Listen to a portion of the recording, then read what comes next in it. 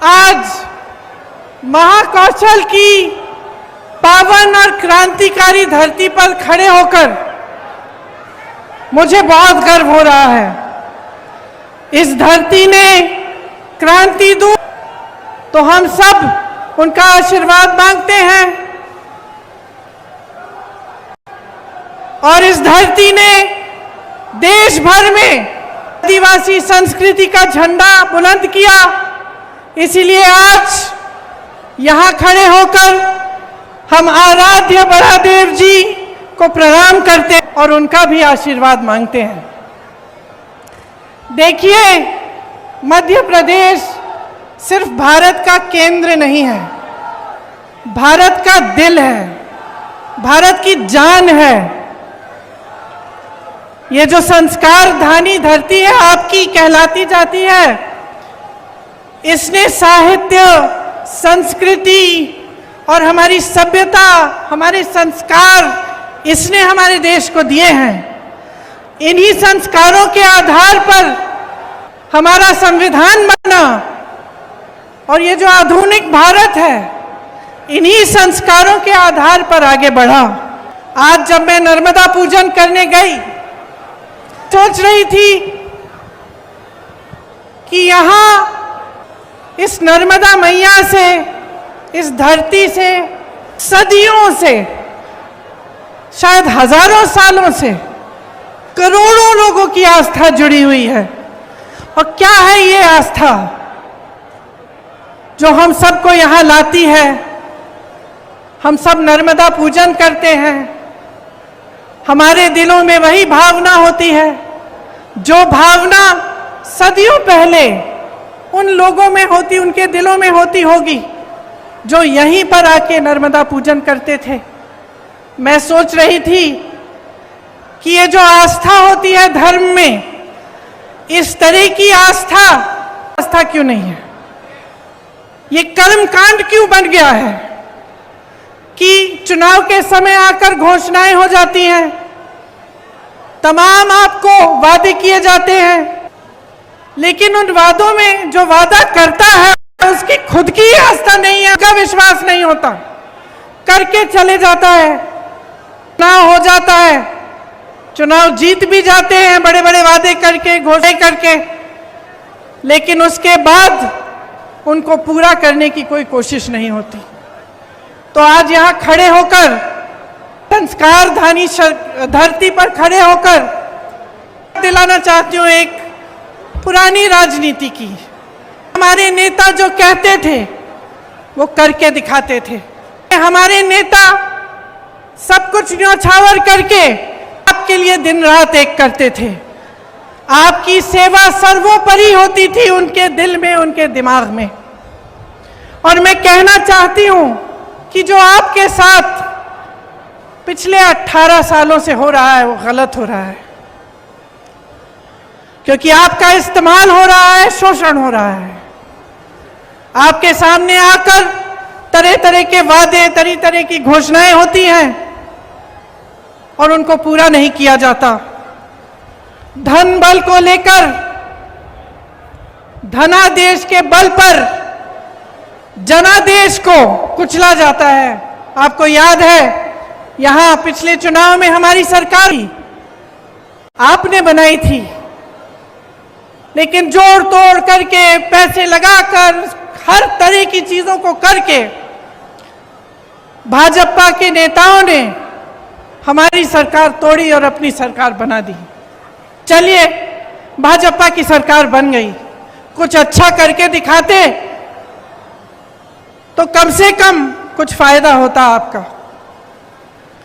लेकिन मुझे खुद ताज्जुब हुआ, आज मैं अपने नोट पढ़ रही थी यहाँ आने के लिए, भाषण देने के लिए, तो मैं पढ़ रही थी कि कितनी बेरोजगारी है, घोटाला, व्यापम घोटाला, शिक्षक पात्रा भर्ती घोटाला, पुलिस भर्ती का घोटाला, खनन घोटाला, कोरोना घोटाला, बिजली विभाग का घोटाला, ई टेंडर का घोटाला, टीवी सेट वितरण का घोटाला। कितने सारे घोटाले हैं। इतनी लंबी लिस्ट है घोटालों की कि जो मोदी जी ने वो गालियों वाली लिस्ट निकाली, उससे लंबी तो ये लिस्ट है। नर्मदा मैया को नहीं छोड़ा, खनन करा रहे हैं वहां। महाकाल के कॉरिडोर को नहीं छोड़ा। एक पुजारी जी है महाकाल के, मेरा उनसे संपर्क है, उन्होंने मुझे वीडियो भेजा कि तेज हवा चल रही है और जितनी बार इन्होंने बनाई है सारी गिर रही हैं, क्योंकि उसमें भी घोटाला किया, उसमें पैसे खाए हैं। तो कहाँ रुकेंगे ये लोग? और जो आपकी संस्कृति है, जो यहाँ के संस्कार हैं, उनका आप याद कब दिलाएंगे नेताओं को? ये मैं आपसे पूछना चाहती हूँ। 220 महीनों के शासन में 225 घोटाले किए हैं इन्होंने। तकरीबन हर महीने एक नया घोटाला कर रहे हैं। इससे आपके जीवन पर क्या असर पड़ता है, कभी आपने सोचा है? हम सब कहते हैं, टीवी पे देख लेते हैं कि चलो घोटाला हो रहा है, कोई पैसे कमा रहा है, कहीं पे कोई नेता अपना बड़ा बड़ा महल बना रहा है, तो हम ये भी सोच सकते हैं भाई हमारा क्या, वो कमा रहा है, ठीक है कमा रहा है। लेकिन इसका बहुत बड़ा असर आप पे पड़ता है। जो भ्रष्टाचार होता है, इसका सबसे बड़ा असर पब्लिक पर ही पड़ता है, क्योंकि जहां पे जन सरकार का ध्यान होना चाहिए, मंत्रियों का ध्यान होना चाहिए, वहां से ध्यान हटता है। सिर्फ जब लूट और सत्ता में ध्यान रहता है तो पब्लिक का ध्यान नहीं रहता। जहां विकास के कार्य करने पड़ते हैं, पैसे उनमें डलने चाहिए, पूंजी उसमें डलनी चाहिए, वो नहीं डलती। जब अपने लिए पैसे लूटने में पड़ जाते हैं नेता, तो पब्लिक पीछे छूट जाती है, आपकी जरूरतें पीछे छूट जाती हैं, और जो कार्य होने चाहिए आपके लिए वो नहीं होते। 18 सालों से ये सत्ता में है, तो आप सोचिए, जब इतने सालों से कोई सत्ता में रहता है तो एक आलस सा हो जाता है, कभी सत्ता छोड़ने वाला नहीं है कि वो निकलेगा नहीं सत्ता से। और ये इनके व्यवहार में स्पष्ट दिखने लगा है। जैसे कुछ दिनों पहले यहां आकर उन्होंने एक महिलाओं के लिए एक अनाउंसमेंट की, तो इसलिए की क्योंकि 6 महीने में चुनाव आ रहा है। भाई तुम्हारी 5 साल से सरकार थी, 3 साल से तुम चले आ रहे हो, सरकार चला रहे हो, तो तुमने ये घोषणा पहले क्यों नहीं की? इस समय करने की क्या जरूरत है? तो ये इनका व्यवहार दिखा रहा है हमें कि ये सब कर्मकांड है। इनके दिलों में आपके लिए कोई आस्था नहीं है, कोई विश्वास नहीं है अपनी ऊपर। यहां आकर घोषणाएं करते हैं, उन्हें पूरा नहीं करते। बड़ी बड़ी बातें होती हैं, डबल इंजन, ट्रिपल से भरवा नहीं पाते। आप सब्जी खरीदने के लिए दुकान जाती हैं तो आधी चीजें आप बगैर खरीदे ही वापस आ जाती हैं। और महंगाई की मार सिर्फ महिलाओं को नहीं लेकिन सबको है। किसानों को देखिए, पेट्रोल डीजल के दाम इतने बढ़ गए हैं, जो भी इस्तेमाल करना पड़ता है, चाहे खाद हो चाहे कुछ भी हो, सब महंगा पड़ गया है। बहुत ज्यादा महंगाई हो गई है आपके प्रदेश में, बेरोजगारी है। जैसे मैंने कहा, शर्म की बात है कि एक सरकार 3 सालों में मात्र 21 सरकारी नौकरी दे रही है। तमाम पद खाली पड़े हुए हैं। हमारे नौजवान भाई बहन मेहनत करते हैं, पढ़ाई करते हैं भर्ती के इम्तिहानों के लिए, कुछ ना कुछ हो जाता है, घोटाला हो जाता है, कुछ ना कुछ लीक हो जाता है पेपर, कोई गड़बड़ हो जाती है। जितने पैसे उनके माँ बाप ने खर्चे उनके फीस पे, सब बर्बाद हो जाते हैं। जितने महीने उन्होंने पढ़ाई की वो सब बर्बाद हो जाते हैं। पेपर देते हैं, पेपर का कोई नतीजा नहीं निकला, कोई नौकरी नहीं मिलती, पद खाली पड़े हैं, नौजवान खाली पड़े हैं, लेकिन सरकार कुछ कर नहीं रही है। आदिवासियों की दुर्दशा हो गई है आपके प्रदेश में। आपको याद होगा कि इंदिरा जी कितना काम करती थी आदिवासियों के लिए, पिछड़े वर्गों के लिए, और आज आपकी दुर्दशा है। अत्याचार बढ़ रहे हैं, चाहे बुजुर्गों पे, चाहे बच्चों पे, चाहे आदिवासियों पे, चाहे दलितों पे। तो तमाम जो जितने भी आंकड़े हैं, जो सब कुछ दिखा रहा है आपको, जो आप अपने अनुभव से आप देख रहे हैं अपने जीवन में, वो कुछ कह रहा है, और मीडिया, इश्तिहार, बड़े बड़े पोस्टर, बड़ी बड़ी होर्डिंग कुछ और कह रहे हैं। कहानी याद आई, एक किसान था, बहुत मेहनत करता था बेचारा, कड़ी धूप में जाकर खेती करता था, लेकिन उसकी एक आदत थी, सुबह निकलने से पहले छोटा सा पुराना टीवी था उसका, टीवी में वो खबर देख लेता था। तो एक दिन बड़ी धूप थी, खबर में आया कि बारिश आने वाली है, तो उसने कहा चलो आज सिंचाई नहीं करेंगे, आज तो खूब बारिश आएगी। निकला काम के लिए, पूरे दिन धूप रही, बारिश नहीं आई। उसने सोचा चलो खबर गलत होगी, कल सिंचाई कर लेंगे, घर आ गया। अगले दिन फिर निकला, फिर खबर देख ली, फिर खबर में आया कि बारिश आने वाली है, फिर उसने सिंचाई नहीं की। ऐसे 5, 6, 7 दिन गुजर गए और वो इसी इंतजार में रहा कि भाई आज बारिश आएगी।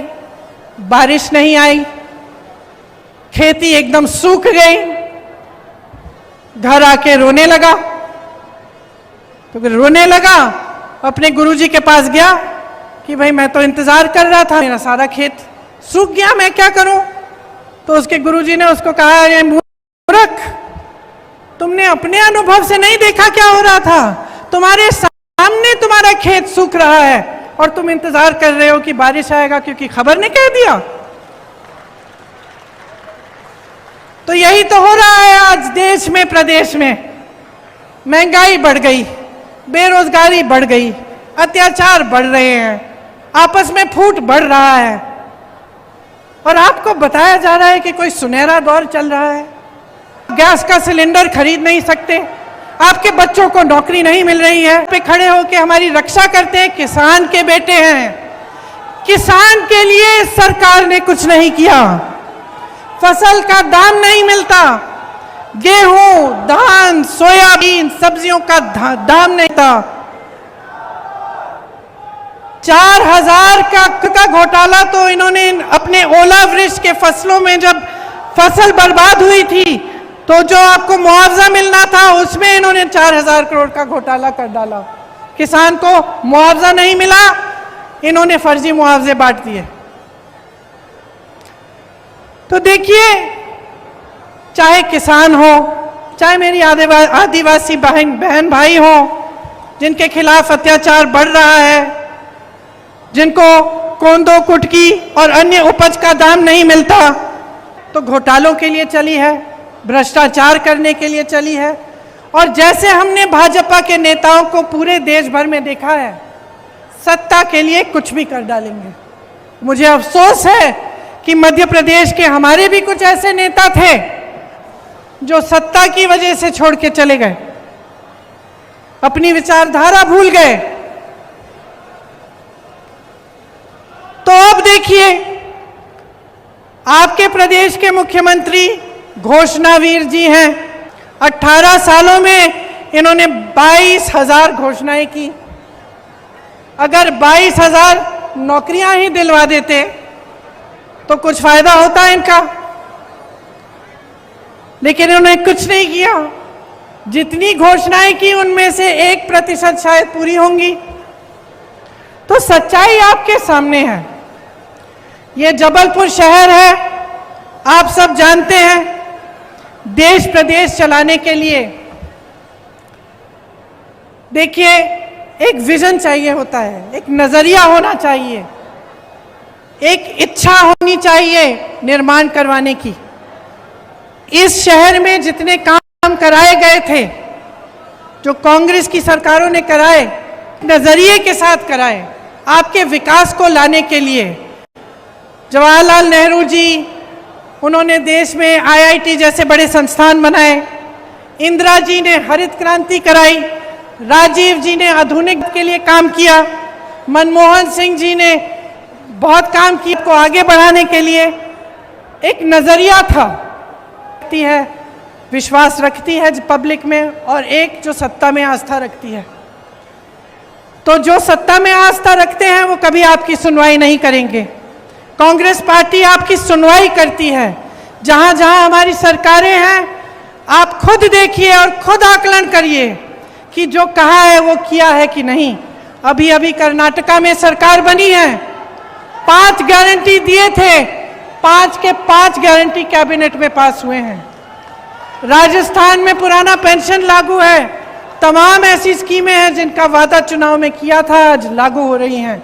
यहाँ बगल में छत्तीसगढ़ है, छत्तीसगढ़ में सबसे ज्यादा किसानों को धान का दाम मिल रहा है पूरे देश भर में। छत्तीसगढ़ में भी पुरानी पेंशन लागू है। आप हिमाचल को देखिए, जो वादे किए वो पूरे करने जा रहे हैं। इसीलिए मैं आग्रह करती हूं कि आप जागरूक बनिए और जो सच्चाई है उसको पहचानिए। आपके सामने जो हो रहा है, आप जीवन में जो संघर्ष कर रहे हैं, वो संघर्ष बढ़ रहा है, इसको समझिए।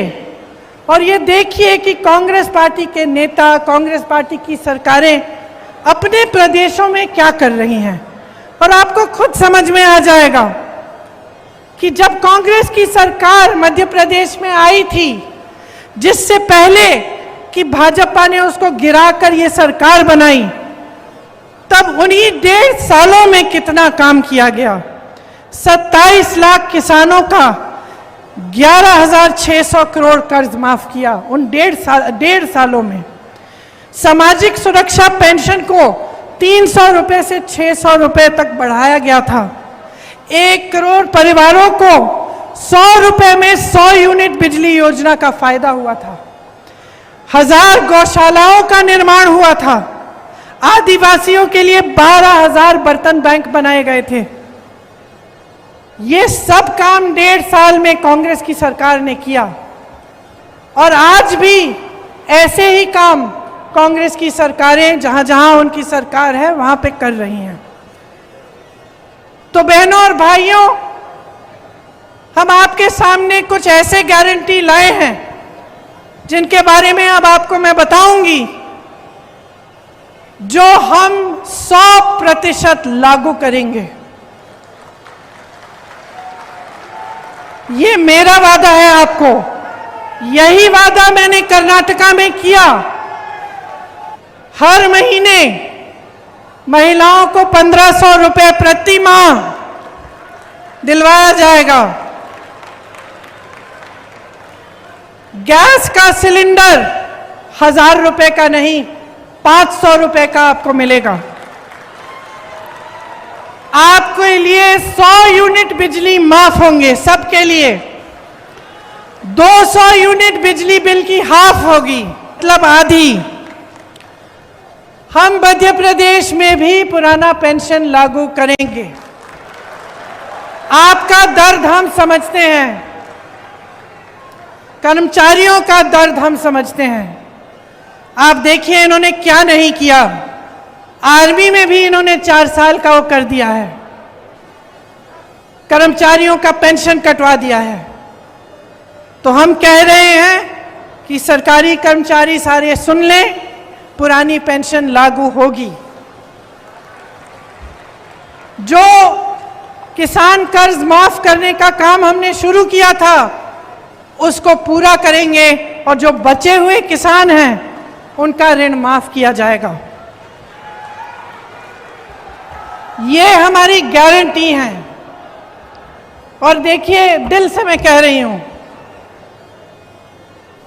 कि बहुत साल हो गए, केंद्र में 9 साल हो रहे हैं, आपके प्रदेश में 18 साल हो रहे हैं। ये राजनीति बहुत आगे बढ़ चुकी है, जो आपको नकार रही है, आपकी जरूरतों को नकार रही है। हर बार आपके जज्बातों को उभारा जाता है, इधर उधर की बातें की जाती हैं। कमलनाथ जी ने कहा कुछ नहीं है, चाहे हम किसी भी धर्म के हो, हम उसे दिल में मानते हैं, वो हमारे लिए सर्वोपरि है। लेकिन उसका मतलब ये नहीं है पब्लिक को बहकाया जाए, कि पब्लिक के जज्बातों को उभार कर वोट मांगा जाए, उसका मतलब नहीं है। और अगर नेता ऐसा कर रहा है, या एक राजनीतिक दल बार बार ऐसा कर रहा है कि चुनाव का समय आया, आपके जज्बात उभार दिए, आपकी काम की बात नहीं की, तो आप उनकी आदत बिगाड़ रहे हो। वो तो है ही बिगड़े, क्योंकि आपको बार बार जज्बातों पर उकसा रहे हैं, लेकिन आपका काम नहीं कर रहे हैं। लेकिन आप बिगाड़ रहे हो क्योंकि आप बुरी आदत। उस नेता को कभी ये एहसास नहीं होगा कि अगर वो आपका काम नहीं करेगा तो उसको सत्ता छोड़नी पड़ेगी। अपने नेताओं को जवाबदेह बनाना है कि नहीं? बनाना है ना? तो मन बना लीजिए, मन बना लीजिए। 6 महीनों में चुनाव है, 6 महीने हैं सोचने के लिए, समझने के लिए, और जो आपने 18 सालों में देखा है उसका आकलन करने के लिए 6 महीने हैं ये समझने के लिए, देखने के लिए कि कांग्रेस की सरकारें क्या कर रही हैं अपने प्रदेशों में। जागरूक बनकर देखिए, समझिए, सुनिए और अपना वोट अपने पक्ष में डालिए। एक ऐसी राजनीति को बनाइए अपने देश में, अपने प्रदेश में, जो आपके प्रति जवाबदेह बने।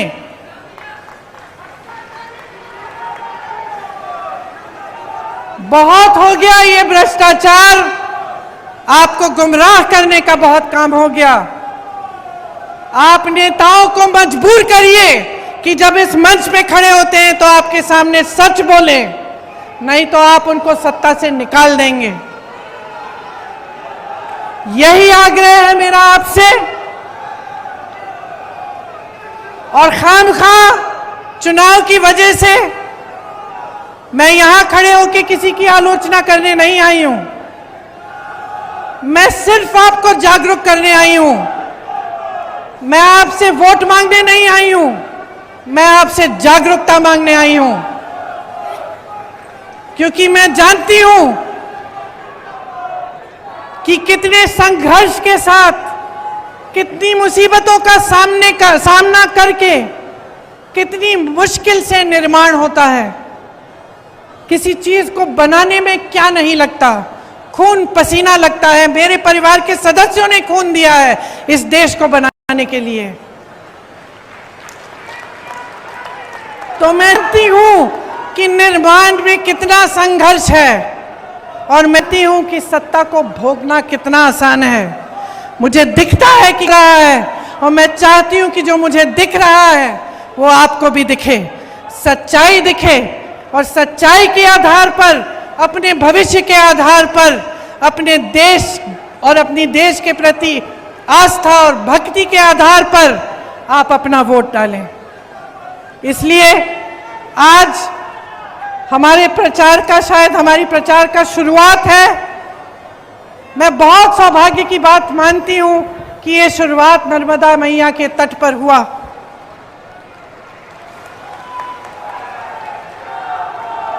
क्योंकि हम सब जो यहाँ पे बैठे हैं इस मंच पर, नर्मदा मैया के तट से आए हैं। हम झूठ नहीं बोलेंगे आपके सामने। हमारी एक ही सच्चाई है, हम देश के लिए समर्पित हैं, आपके लिए समर्पित हैं, और पूरी निष्ठा से, प्रेम से आपके लिए दिन रात काम करेंगे। आप सबको बहुत बहुत धन्यवाद कि आपने मेरी कुछ लंबी बातों को इतने ध्यान से सुना। मेरी आशा है कि इन पर ध्यान भी आप घर जाकर भी देंगे और थोड़ा समझने की कोशिश करेंगे कि आपकी भलाई के लिए ही मैंने ये सब बातें कही। बहुत बहुत धन्यवाद। जय हिंद।